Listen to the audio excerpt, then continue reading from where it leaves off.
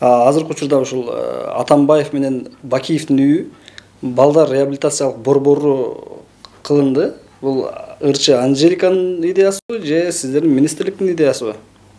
Эми бу мындай да кандай бир монтип такалап кимдин ою деп айтыш менимче бул туура эмес.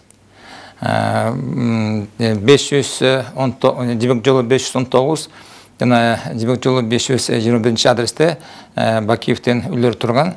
Өкмөттүн чечими чыккан болчу. Ошол жерге балдардын реабилитация эмесин куруу боюнча. Андан кийин ошол учурда өкмөттүн чечими чыккан болчу жана Кой Таштагы үйдүндө дагы андагы балдарга мынакей реабилитациялоо боюнча центр болсун деп. Тиягында болсо 100 балага, биянында 100 балага болсо өкмөттүн чечими. Андан кийин кандай бир